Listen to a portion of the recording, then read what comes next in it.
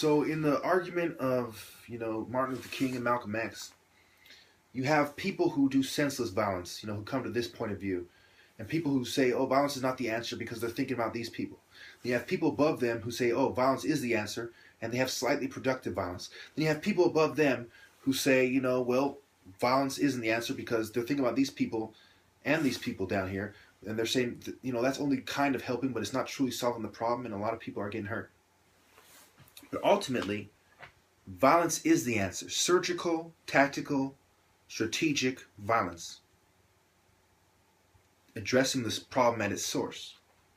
If you look at society, have we become more of a moral society, or has there been a moral decay? Are people morally bankrupt these days? Yes. There's an increase in homosexuality. There's an increase in wars and violence. What the Stanford researcher claimed recently is actually the opposite of the truth. The truth is there's more wars, there's more violence, there's more death. Part of it is there's more people, but there's more advanced weapons of war. People are taught by the media different ways to torture and kill people, and that's why you have these school shootings and stuff, and these mass, these spree killers. Because society is getting less moral. We're moving away from the morals that religion gave us.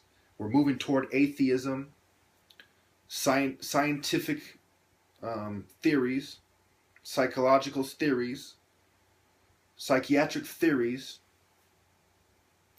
and we're drugging people, which in itself is immoral. We're resorting to soft kills. There's a lot more soft kill than there used to be. There's a lot more moral bankruptcy than there used to be. There's even more deadly diseases than there used to be. In many ways, you have feminists talking about slut shaming. Don't shame a slut. Since when is rebuking sin wrong?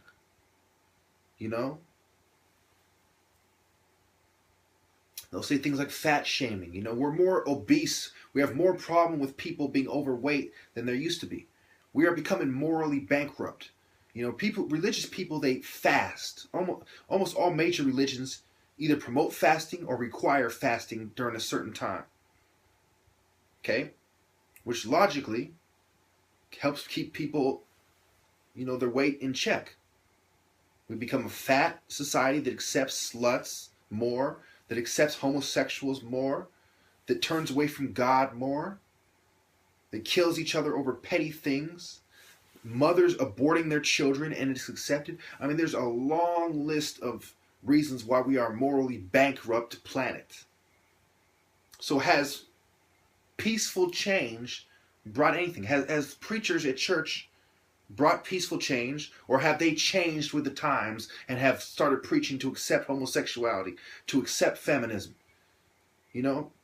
Has the change that the peaceful philosophers and peaceful preachers preached about been brought, or have they been changed by the evil people in society? So, it is impossible to bring change the way the people who preach peace are preaching you to do it. Impossible. Impossible. It takes God's intervention for it to be possible. Therefore, it is impossible up to that point. So what is the answer? Is the answer to wait till Judgment Day, as many religions would have you do? Is the answer to fight evil to the finish? By any means necessary, as Malcolm X has said.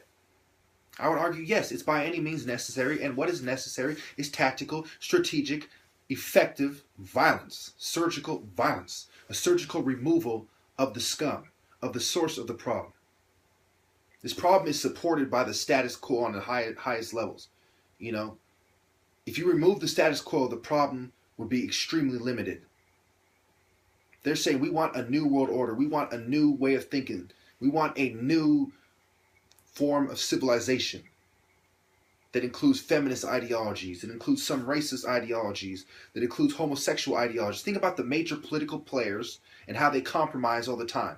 The New World Order is a compromise of homosexuals, feminists, rapists, rich people, atheists, etc., etc. All the powerful groups in society. All these atheists from the science departments at all your colleges, at all your institutions of higher learning.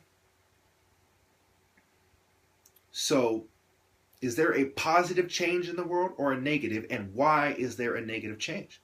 There's a negative change because not enough great warriors have come to the conclusion that you need a violent revolution to stop the negative change that is incrementally being brought. I don't want to make this video too long, so I'm going to leave it there. I welcome any comments, any debate, as long as it's respectful. I'll address your points, Feel free to address all my key points in this video, or any key point that you want. We can explore this. That is all. Thank you.